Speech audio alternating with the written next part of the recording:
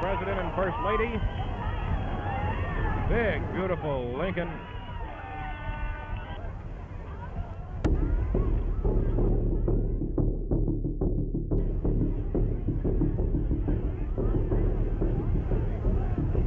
Just a few minutes ago, the President of the United States turned from Houston Street onto Elm Street on his way to a scheduled luncheon appearance. And as he went by the Texas School Book Depository, headed for the Triple Underpass, there were 3 loud, reverberating explosions. We do not and cannot confirm the reports at this time that the President has been shot.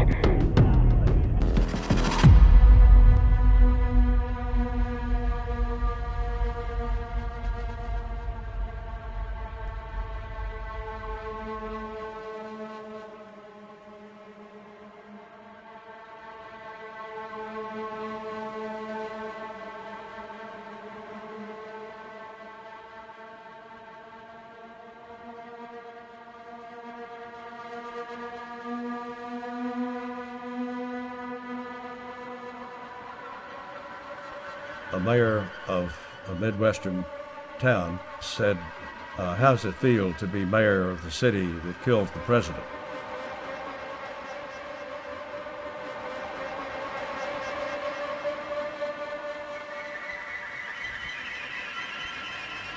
A dark cloud descended on the city. Everybody was sad.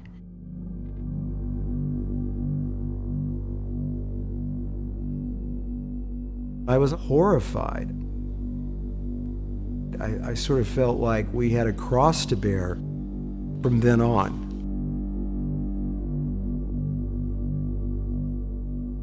We felt ashamed of our city.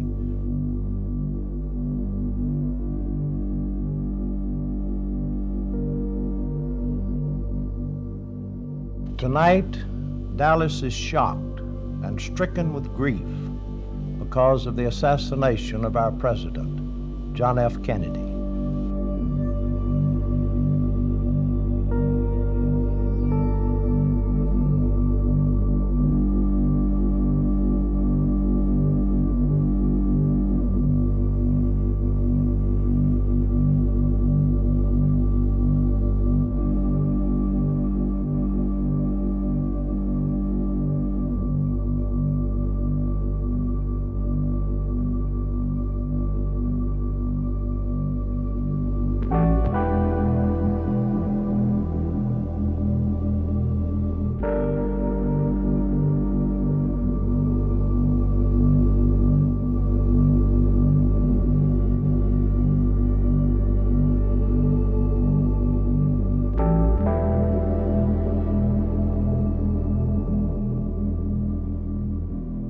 Years after the Kennedy assassination, a lot of people still remember the Kennedy assassination, but 60 years after the assassination, the people who were alive and cognizant of what was going on, people like me, and I was a child, most of them are gone or don't remember. They're too young. Even if they're my age, they may be too young to remember. People don't remember this as a national tragedy, and people in Dallas, because Dallas has grown so much, have no idea what it was like. Most people have no idea what the city was like and what it did to us, or what we did to us. Even as a child, I was aware that we were on edge. I don't remember the specifics, but I knew something had happened to Adlai Stevenson, the UN ambassador. Ladies and gentlemen. It was almost unruly at the start. People were out in the foyer and in the loudly carrying placards, most of which said, "Get the U.S. out of the UN." Surely, my dear friend, I don't have to come here from Illinois to teach Texas manners, do I?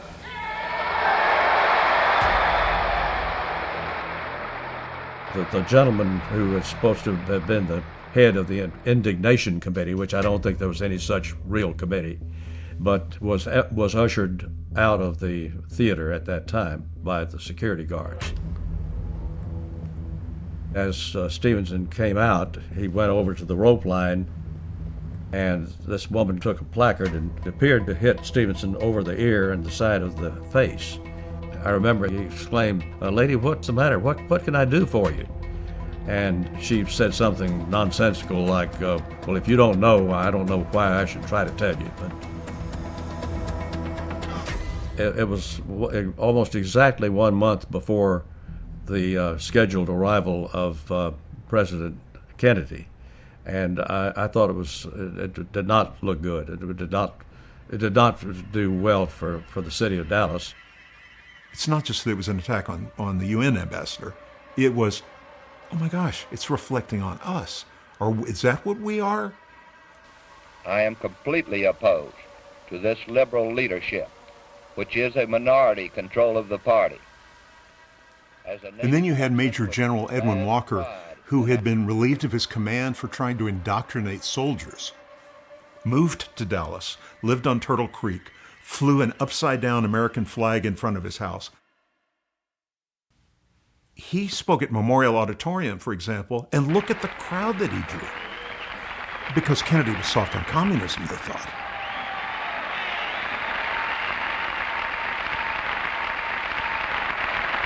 I would betray the confidence reposed in me by the American people if I had not warned you of the menace of communism and the peril facing this nation today. I therefore warn you now to beware of the enemy, foreign and domestic.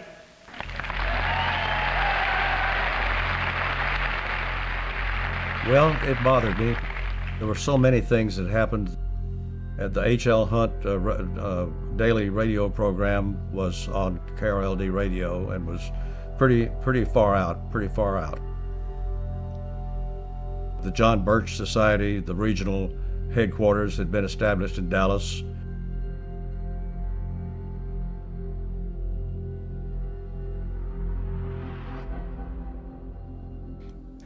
John Birch Society is an educational organization that believes our slogan is less government, more responsibility, and with God save a better world. We believe that it's imperative that Americans come to understand the Constitution, the fact that what made our country so great was the observance of the Constitution and what our founders gave us. So our whole purpose is to inform people, to help them understand the blessings we have, and also to help them understand that our nation was probably the first one ever to be established on the premise that our rights come from God, not from government or from man. How active was the John Birch Society in Dallas back then? Very active as it was around the country. I remember helping to raise enough money to put up silver billboards with the slogan, get the United States out of the United Nations and get the United Nations out of the United States. One time we had about 10 billboards. In fact, I can't believe it was that cheap in those times. All in Dallas? Yeah, in Dallas. Dallas, it was a magnet for the John Birch Society. You had an SMU chair of the English department, Southern Methodist University. The chair of the English department there wrote what might have been the first and best-selling Holocaust denial book.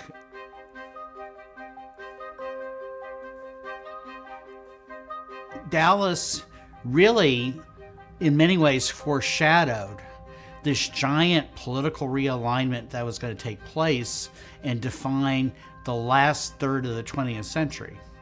1954, you have a right-wing congressman, Bruce Alger, voted against like school lunch programs and voted against federal spending, even in his home district in Dallas.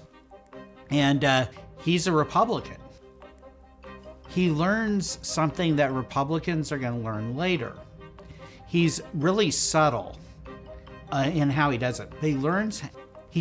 In some ways, I think if the Republican Party had listened to him, they would have been adopting the Southern strategy that they talk about with Nixon.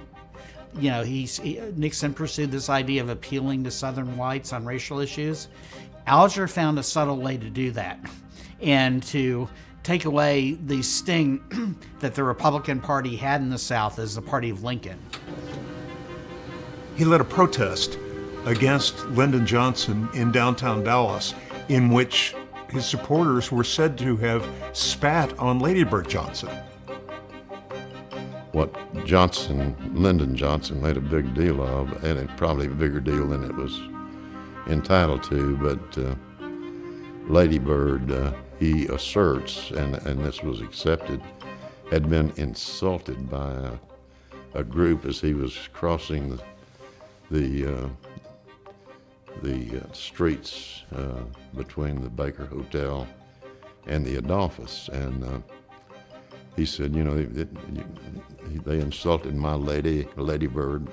So he used it politically, but it also was another case, an indication that there were extremists at play in Dallas that were somewhat disturbing. Well, now look, that was made up by a press man. Now, people on your side of the camera, I'm looking at you, can take credit for that. Nobody spit on anybody. Dallas people, they can be ferocious competitors. They don't spit on women. This is what people were saying on the streets of Dallas, as they always said, oh, that Johnson, he's filth, but he's our filth. When Bruce Alger was running for re-election to Congress, I had some friends who were in a TV special with him. It was like a local political commercial. And I told my parents, I want you to vote for Bruce Alger. Everybody seemed to have Alger bumper stickers. Won't you vote for Alger? And my parents said, no, we don't believe in what he believes in. We're not voting for Alger. And I pleaded with them, please vote for Alger. I was probably 9 years old. No, sorry, we don't agree with him. We don't like him, is what they told me. And you are not telling anyone who we're voting for. My parents believed very strongly in keeping their opinions to themselves. My parents came from the generation of surviving the Depression and World War II. And then with the GI Bill, my father could continue his graduate education. My father was a civil servant. He worked for the federal government. He couldn't express himself politically. He took his oath as a civil servant and as a military reservist seriously. He lived by the rules. He didn't want to endanger his career or his family. My mother was a housewife. She was active in the PTA. They took me on trips because they were usually work trips for my father. We would go to Washington, for example, visit the Capitol. I grew up with a sense of respect for our system of government, our leaders. We visited presidential homes and even presidential tombs. My father crafted a flagpole out of wood that didn't work very well. It was bent, and we flew this very heavy flag that was on my uncle's casket. He was in World War II. Later, my father somehow rigged up a proper flagpole, and on holidays, we flew the flag. It wasn't a political statement. It was our country. In the 1950s and 1960s, the United States, and certainly Dallas was representative of this, were places of progress, prosperity, and optimism. And the face of that optimism for many of us was President Kennedy. He was the youngest elected president who had succeeded the oldest, and we were moving forward. We were competing with the Russians in the race for space. We choose to go to the moon in this decade and do the other things, not because they are easy, but because they are hard. And we were facing the most serious danger, which was nuclear annihilation.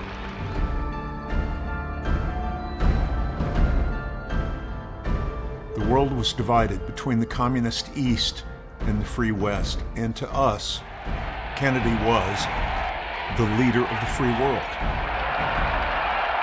There are some who say that communism is the wave of the future. Let them come to Berlin.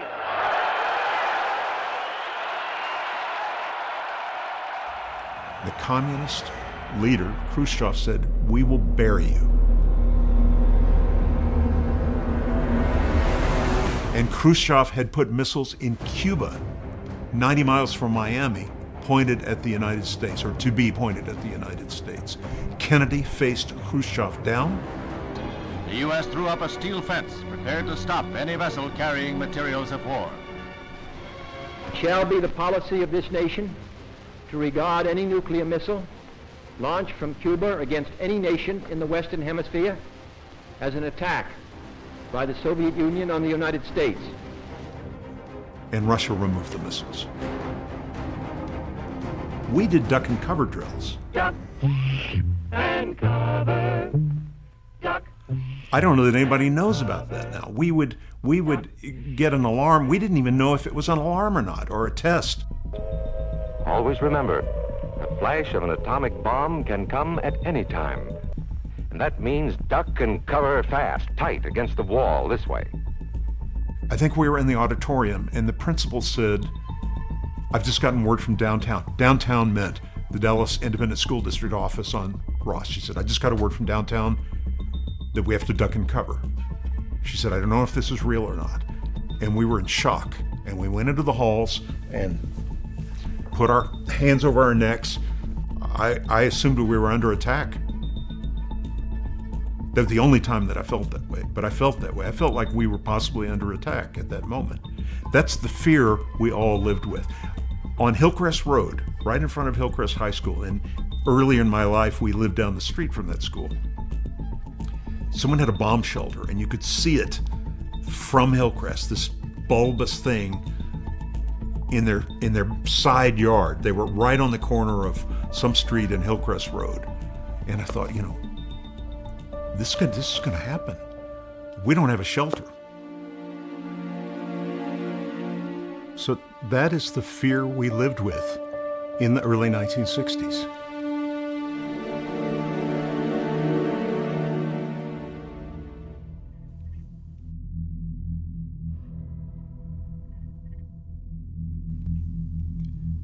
Before Kennedy was killed, it was inconceivable that a public figure could be assassinated. I mean, it's not even something we feared. It was inconceivable. He had protection. He had Secret Service. But you could not be in Dallas and be aware, as I say, even as a child, that there wasn't a fear about Kennedy coming to Dallas. I remember watching the police chief, Jesse Curry, make an appeal on television for us to mind our manners.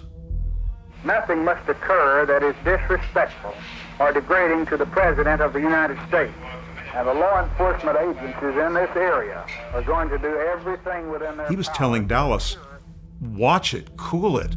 We can't let anything bad happen to the President when he visits here. No one was thinking about an assassination, I don't think. This is the Dallas Morning News, the day Kennedy came to town. There was a full-page ad, black bordered, which turned out to be a bad coincidence. Welcome, Mr. Kennedy, to Dallas, but then it asks question after question why he was soft on communism and why the head of the U.S. Communist Party supported his actions. It was signed, the American Fact-Finding Committee, Bernard Weissman, chairman. The committee didn't exist. The message in this ad, why was it placed there? Why did it happen in this city? Why didn't it happen in another city Kennedy visited? Why didn't it happen in Philadelphia? Why didn't it happen in San Antonio, for example? Kennedy had just visited San Antonio. This was the message from a lot of people. This reflects an attitude that the morning news felt was valid enough to where they took money and printed this ad. They made money from this ad. Why did they do that? It was raining that morning, November 22nd. I went to school. Sat in the auditorium. You have to remember the kids of Arthur Kramer School, this was our 7th grade picture, had, for the most part, we'd gone to school together since 1st grade. We were like a family. There I was, and then going into the auditorium that day, I sat next to my friend from 1st grade, Chuck Ball. And Chuck said, "We're going to see the president." I said, "No, we're not. I don't have permission." "No, you're getting permission." And it turns out my mother had sent a note. Chuck's mother had told my mother we were going to see Kennedy. And my mother wrote a note, which I have lost, that said to the principal or to the teacher, "Please excuse Quin Mathews this morning. He is going to see the president." Signed, Billy Mathews. That was my mother. And his father picked us up in his 1954 Ford, I think, and we went to Love Field.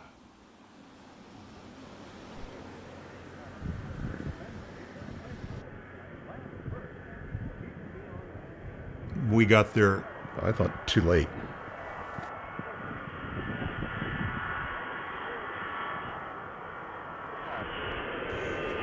Mr. Ball asked a policeman, and I remember he said, "Is the president going to be in an open car?"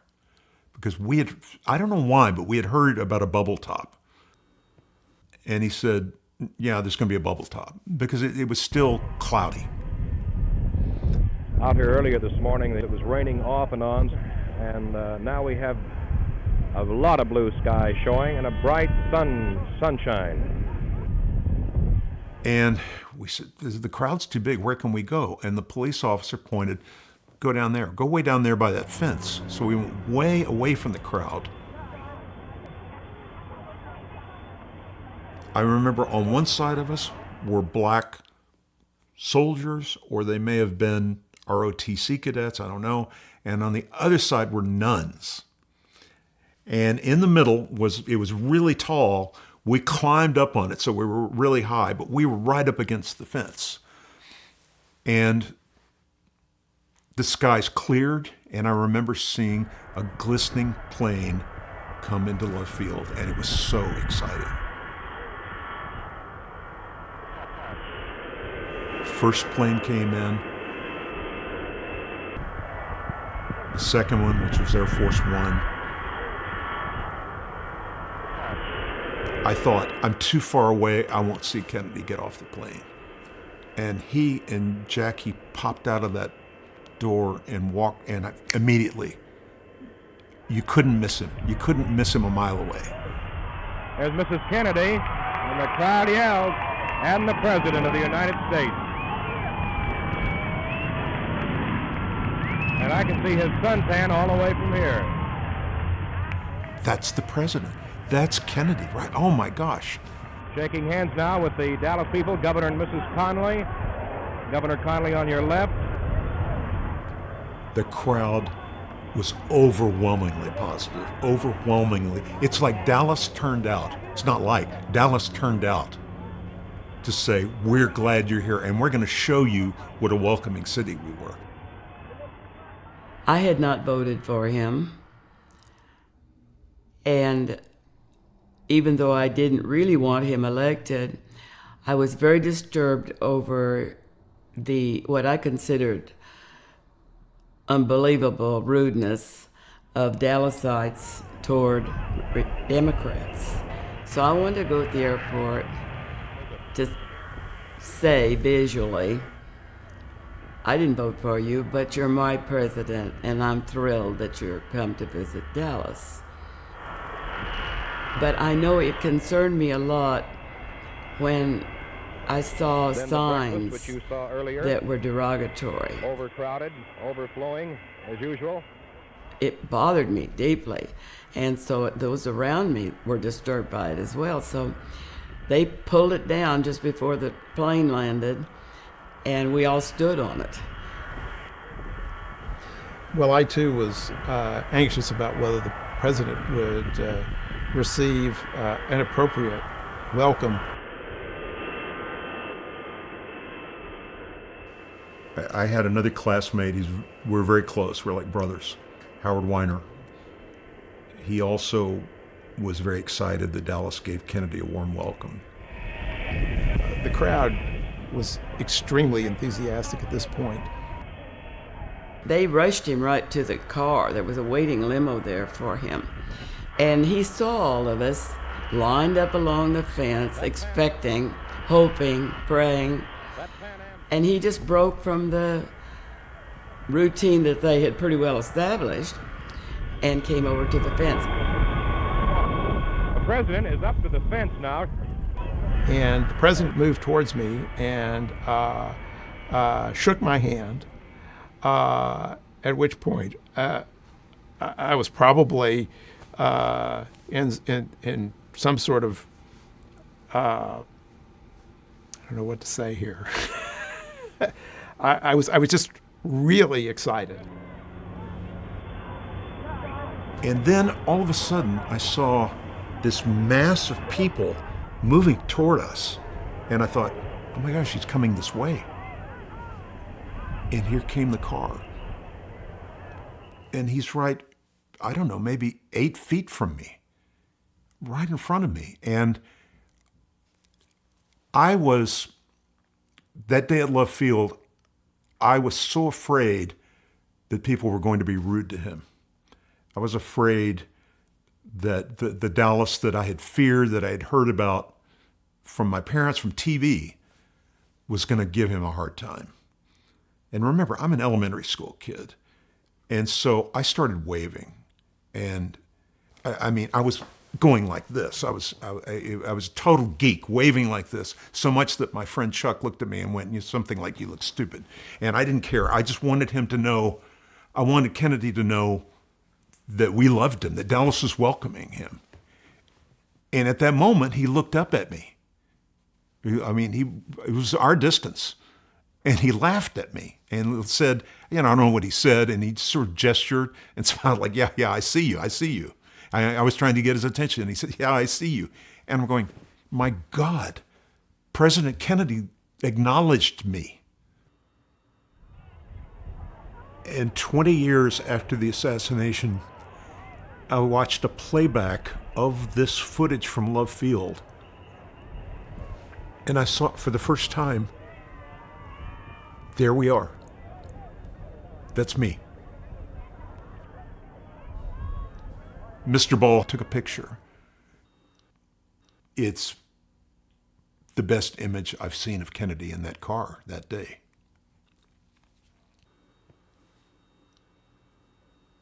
There is the president, the man who is standing up to the rest of the world, and he's acknowledging me. And I know there were probably tens of thousands of other people he personally acknowledged the same way. Other people have said this. This is not an original thought. Kennedy was the most charismatic person I have ever seen in my life. I never met Cary Grant, never met Clark Gable, whatever. But I've seen other stars, and I've met several people who were president. No one was like Kennedy. He looked wonderful. He was so handsome.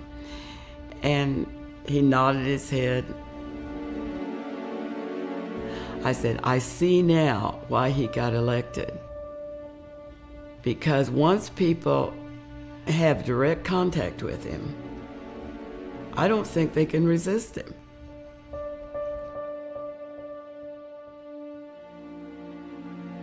We cut class because we just thought it was a once-in-a-lifetime opportunity to see the president. Lisa Hembry was photographed skipping school. Her school across town from mine, a different experience. September of 1963, 2.5 months before the assassination. 9 years after the Supreme Court outlawed segregated education, the Dallas School District opened a brand new, what it called, pardon my language, but this is what the Dallas School District called it, a new Dallas Negro High School, Roosevelt High School.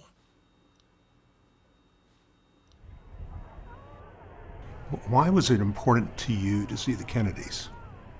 I really don't know. I was just one of those kids that was always very interested in doing my own thing. And President Kennedy, especially in the African American community at the time, was right up there with Jesus, you know. And then it seemed like seconds later we started running. Everybody started running in the middle of the street. We didn't know what had happened. And later I thought, wow, we were among the last people on the face of the earth to see President Kennedy alive.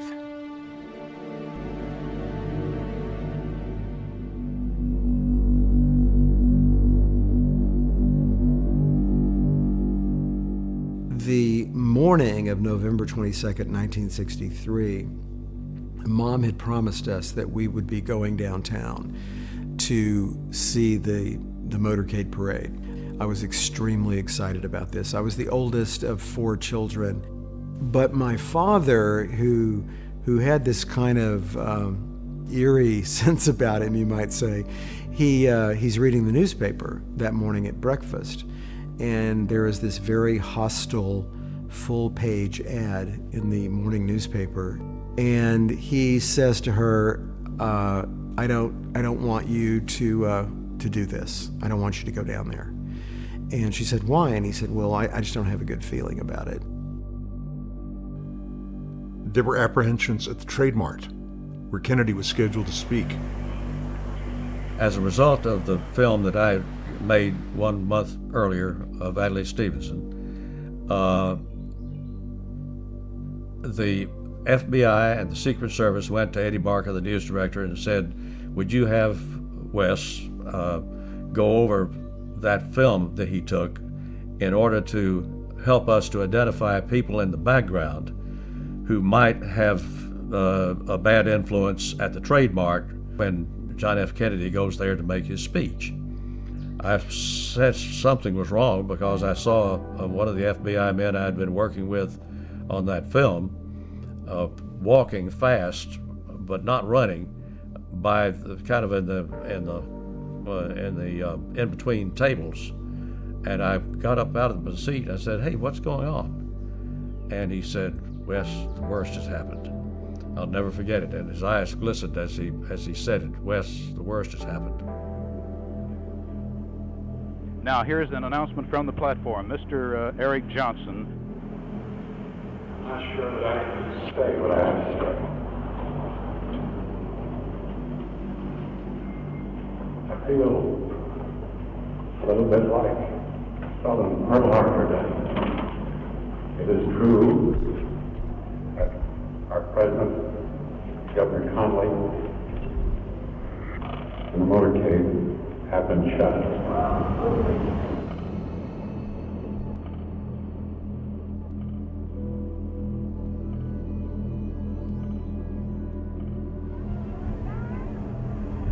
We were in a traffic jam. It took forever to get out of the airport, and I don't know, Mr. Ball turned on the radio, and I don't know where we were. I don't know if we were in traffic. This is where my memory fails me. I don't know if we were on our way to the school. I think we were near the school, and he turned on the radio, and we heard something about shots were fired. The president was shot. And, you know, as a kid, of course, I went, I felt like, oh no, but I didn't think the president could be assassinated. We went back to the school, and it wasn't until the next period the principal came on the loudspeaker and said, she didn't say Kennedy was killed. She said, I don't know why this had to happen, or I don't know why this had to happen in our city. I'm not sure exactly what she said, but she didn't say anything about his being shot or killed, just, I don't know why this had to happen here. And urge us to pray or think about the new president. And that's when we knew, that moment when she talked about the new president. And I remember looking right across from me, and several girls put their heads down. They were crying. There was one boy, and I was in shock. We were all in shock. There was one boy who was smiling, and he said, he was saying something like, "I didn't do it, I didn't do it." One of the kids in front of me said something to the effect that the president probably deserved to die, but he sort of wished it hadn't happened here. I believe gym class was 5th period, and some kid starts dancing around rather gaily, sort of saying, "Oh, Kennedy's been shot, Kennedy's being shot." A totally inappropriate reaction on this kid's part. This causes the gym teacher to absolutely explode. He explodes, and he says, "Yes, the president today was shot and killed in your hometown." And he points his finger right at us. "In your hometown." And it's those 3 words that have stayed with me since. I'm now in my early 70s, and those 3 words have never left me. In your hometown. And we walked home, and I don't even think we said much. My mother, my sister, and I were there, and my father came home from work, and I said to him, "We can't live here anymore. I can't live here anymore. We have to move." And my father, being as wise as someone in his 40s would be, calmed me down. I couldn't stand Dallas at that moment. And I know I wasn't alone.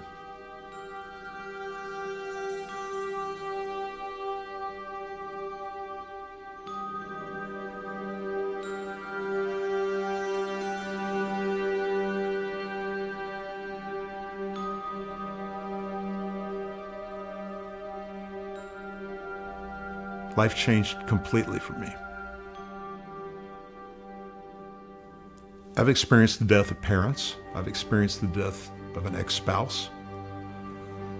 And of course, many other people in my family. And nothing grieved me more or shocked me more than Kennedy dying that day, because he was our president.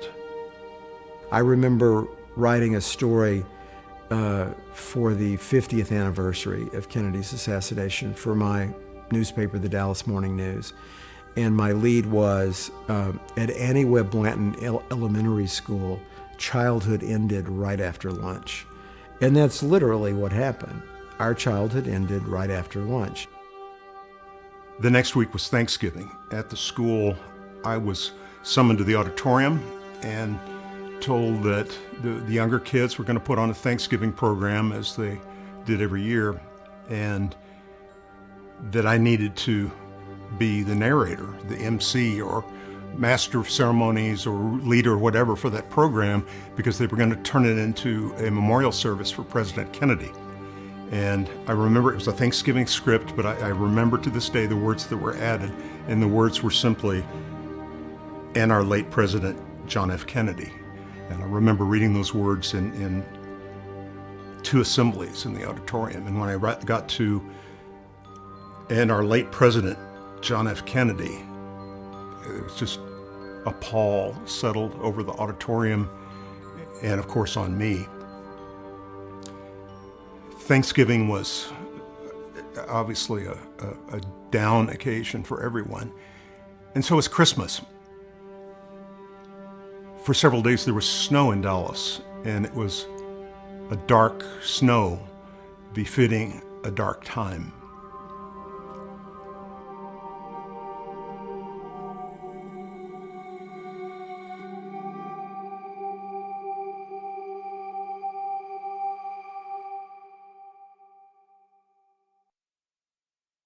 Mayor, we've had some bad light shed on this city of ours in the past few weeks. What with the incident here not too long ago when Adlai Stevenson was hit with a sign and spat upon, and now the president of the country is assassinated here. What is Dallas going to do? Well, I cannot ascribe that to being the feeling of the true Dallas citizen or the preponderance of Dallas citizens. Those people represent only a handful of the radical right, and I don't ascribe criminal tendencies to them. Possibly they might have incited a lower grade of brain to have committed an act like this. But I can't point my finger. This is no time to point fingers. This is a time of prayer and sober reflection. We all have to search our souls with reference to what we might have said or done to have brought about a calamity of this sort. Mayor, I would think that the feeling is that in the broad moral sense at least, that all of us share in what has happened here today, but this city, as you say, is not a city where things like this are done. The minority, it's a loud one, and today, this tragic thing that happens really once in a lifetime. This is a guilt that doesn't belong to a few. This is a guilt of the nation. We're all responsible for this.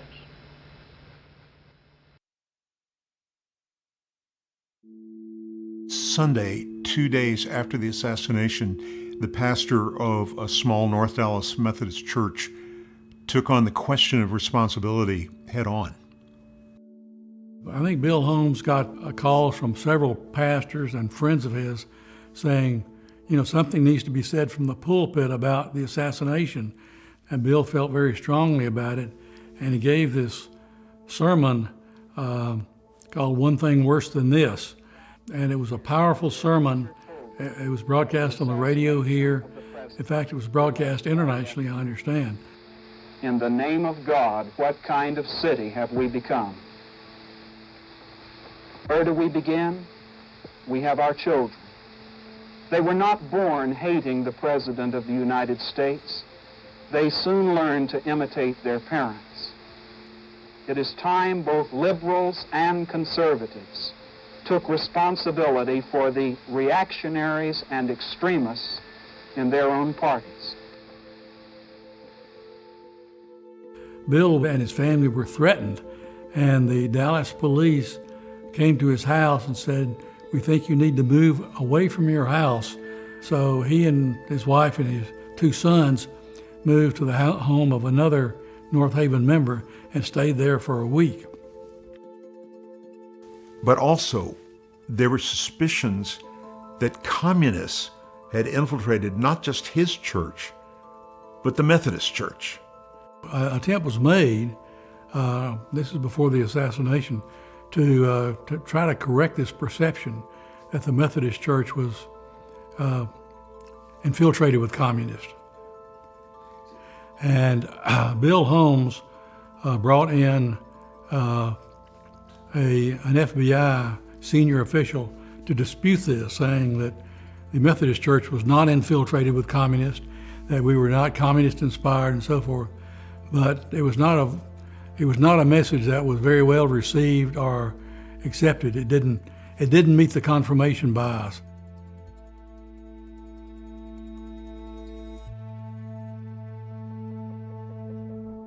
I think the history of Dallas is legitimately unique. I think there was this era that sort of gets skipped over when people talk about national history. Everybody knows about when cotton was king in Dixie.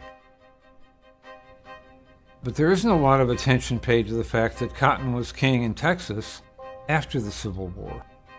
And Dallas was the point of brokerage for all of that, for shipping the commodities up to the mills in New England, the money coming back here from New York, finished goods coming here and being wholesaled out into the region. And out of that came a growing insurance industry and a banking industry. And there's just something about insurance and banking and stuff like that that's inherently conservative and cautious. Dallas always sort of had one foot psychologically in New York and one foot here. And so it just has a culture of caution that becomes self-conscious. There's a self-consciousness about the city. There's always this great concern for what people elsewhere think of us. So Dallas has that kind of cautious, self-conscious culture that I think is legitimately a product of its history. Dallas was, I think, deservedly seen as an epicenter of the far right wing. That Dallas had a very violent past. It's deeply ingrained into its DNA. 1860, Dallas was the epicenter, the starting point of this very violent series of events that spread across the state of Texas in the months leading to when the state of Texas would vote whether to leave the Union or not. There was a fire during a drought. So Dallas, just like it would in the days right before Kennedy was murdered, got gripped by conspiracy theories. They began to whip slaves, and one account says they whipped every single slave in Dallas County. They settled on 3 people to execute, and there are actually written accounts about who are we going to execute? Who are we going to blame this for? They hang them in front of the enslaved community so everyone can watch this execution take place to terrorize that community. And then, of course, in the 1920s, Dallas was the epicenter, possibly nationally, of the Ku Klux Klan. Many estimates suggest that per capita, per person, there were more Klan members in Dallas than any other place in the country. 1 in 3, perhaps. And a Dallas dentist who had an office right across the street from Neiman Marcus in downtown Dallas, Hiram Wesley Evans, became the national leader of the group. At the end of the day, it's still the hate primarily evolves from race. Frame it. Until there's some resolution on the economic side, then we'll always be a tale of 2 or 3 cities, and it'll always be hate, because hate is basically the floor for racism. There's no reason for me to hate you because of the color of your skin. Hate, prejudice, and hate are 2 different deals. People can be prejudiced. Hate is the power to enforce your prejudice. That's the difference. Dallas was a segregated city, and in many ways still is. But it didn't want people to see it. It didn't want the violence to break out. Hence, in, I think it was 1961, the Dallas Citizens Council sort of secretly commissioned an ad man, Sam Bloom, to create a film to say, hey, we're going to have to integrate certain public facilities. Let's cool it. Let's be peaceful. Let's not be like Little Rock or New Orleans. Let's just let it happen, and then we'll be quiet about it. Other cities have faced, and faced recently, the same problems of change which Dallas now faces. And so they hired Walter Cronkite, who was a major CBS news anchor, highly respected, to narrate this movie, to show to various Dallas civic groups. And what they're trying to do is, they saw the mess that happened in New Orleans This is the face over school desegregation. And they concluded that this would be bad for business if Dallas was seen as a place like New Orleans. And they were trying to convince the people of Dallas to not do that everyone would pay a terrible price if that took place. There have always been a few individuals in any city whose cure-all for any problem is to meet it with violence. In Dallas, these few individuals will stand alone. If they do so act, they will do so in the face of a community of hundreds of thousands of law-abiding citizens who know that the problem of growth, of customs changed by law, however else met and solved, must be met and solved peacefully. Violence, civil disorder, riot are crimes equally punishable under the law. A law enforcement officer is obligated, regardless of personal opinion, to uphold the law and see that it is enforced. This will be done in Dallas.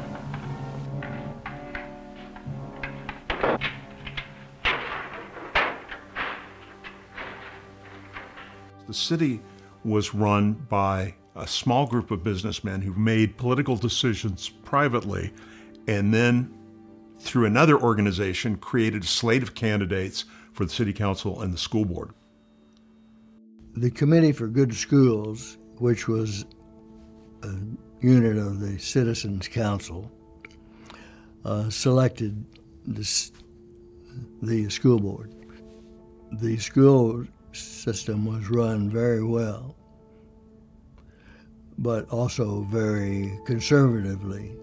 W.T. White did not want any federal money or federal activities or federal impingement, so they had no federal programs at that time. So it was smooth, but it was predetermined pretty well about how things were going to be done. My school, you can look at the images from that time. And we lived a very isolated existence in a lot of ways. 14 years after the Supreme Court decision outlawing segregation, 1968, I went to school and got a publication from the Dallas School District that listed at the bottom Dallas high schools and listed 24 or whatever schools. And then right below that it said Dallas Negro high schools, and it listed those schools. In 1963, when Roosevelt High School opened as a segregated Dallas Negro High School, as they called it, they did not have their own graduations like the white schools, but were combined in one ceremony. That's the illustration of the separation that existed in Dallas in the 60s. And it continued well after the Kennedy assassination. I mean, Dallas, Dallas was never released from court supervision until into the 2000s. Dallas was still dragging its heels. I don't think integration worked out the way everybody hoped it would. But we're also still amazingly segregated. I see the evolution coming forth again today. And I don't care what you call it, teaching African American history, which is an integral part of American history, whether you talk about, banning books, there's a lot of them. But if you look at those authors disproportionately, it's either African American or those that would be in some alliance. But at the end of the day, it always winds up being part and parcel of hate. Anytime there's a period of gigantic economic transformation, there's a tendency for the society to fragment because it's uncertain where any group is going to fit during the economic transformations, and people are fearful of sinking to the bottom. That's one of the fear of falling. And so we have some really terrible instances because of that. Collin County contributed, and the Dallas-Fort Worth area as a whole, and I would emphasize the suburbs, contributed a disproportionate number of the insurrectionists who stormed the Capitol on January 6th. A very visible presence of terror groups like the Proud Boys, Three Percenters. A child of this suburban atmosphere, native of Allen, got in a car with a high-powered rifle, drove across the entire state of Texas and blew away 23 defenseless, beautiful human beings, specifically because they had brown skin. And he grew up in this atmosphere that was very similar to what we had in Dallas in the early 60s. Man from Dallas, member of the Latino community, which is wondering, the most extreme and fragile members of that community are wondering where they're going to fit in this multiracial, multi-ethnic, multi-religious world.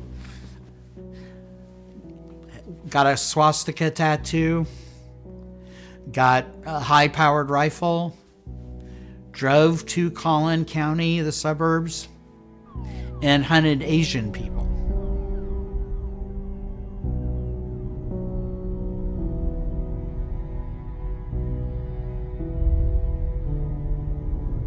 The irony is, though, is that when I look at the suburbs, they're incredibly diverse. In some ways, what's going on around the city, maybe more out there than in the city's core, is really exciting and wonderful.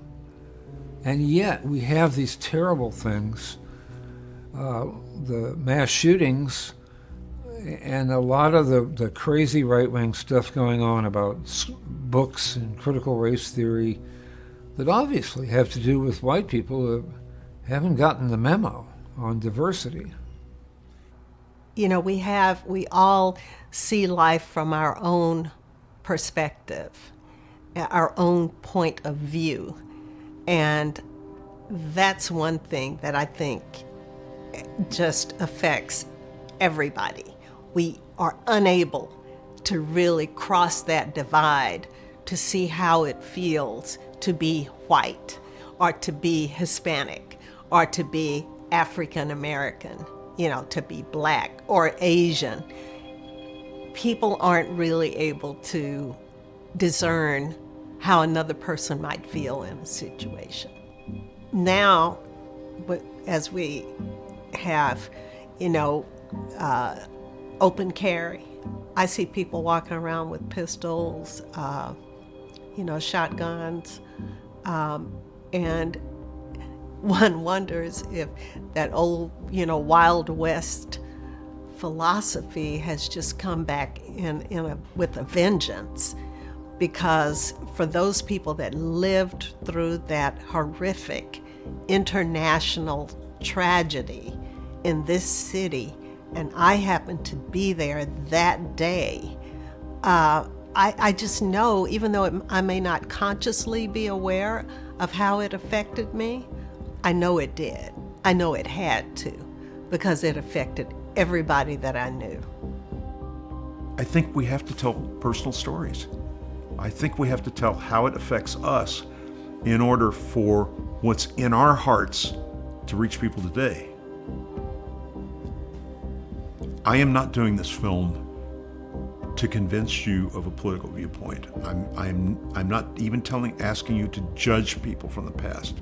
I'm asking you to look at the past, because it is a foundation for everything that happens today and everything that will happen. We have to know our foundations. That's history, and it's often uncomfortable.